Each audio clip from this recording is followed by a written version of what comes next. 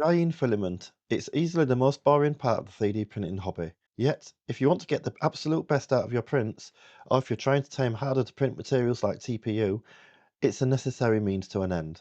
In the past, you'd have to buy a standard filament dryer that might only take one or two rolls at a time, or a massive box that takes four rolls, or even have an AMS type unit that handles drying but not when you're printing. None of these are really ideal because they only allow for you to set one specific temperature for all the loaded filament. So when I saw the Chitu E1 Modular Filament Dryer, I just knew I had to try it out.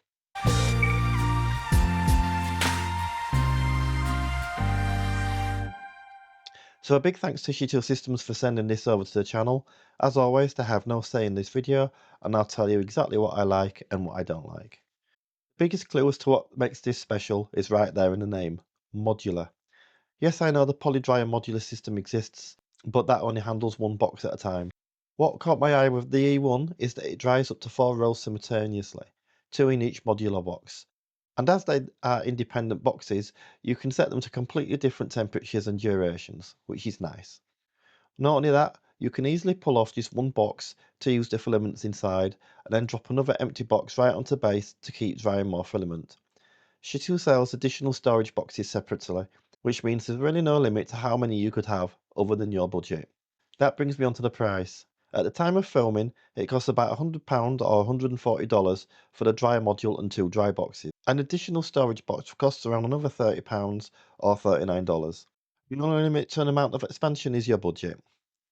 Another design feature I really appreciate is that this unit is meant to sit sideways. So you have a machine with side mounted spools, like the Elegoo Centauri Carbon or the Flashforge Creator 5. It's ideal. You can just load your filament directly from the E1 and bypass the printer's external spool holders entirely. Included with each box is a humidity indicator card, which simply slots into the front cover and can be easily be replaced when needed.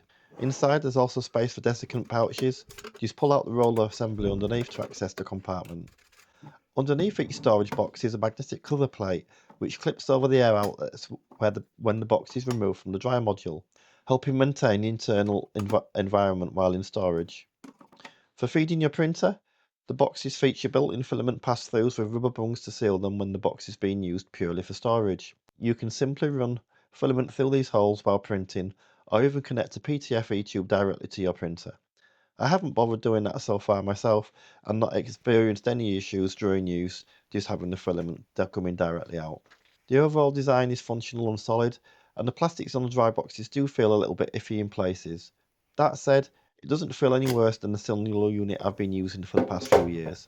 The base houses all the electronics, with the controls handled entirely from the touchscreen on the side. From here, you can select built-in material presets or manually adjust the temperature and drying time for each independent zone. In practice, it's quiet in operation and reaches temperature quickly. If you're looking for an easy-to-use, reasonable price filament dryer that actually adapts to a multi-material workflow, this modular setup is a bit of a no-brainer. It has quickly become my go-to unit, and I'll definitely be adding a few more storage boxes over time. It's just too convenient having individual filaments stored, dried, and ready to feed directly into a machine without any additional input or time lost. Until the next one, bye for now.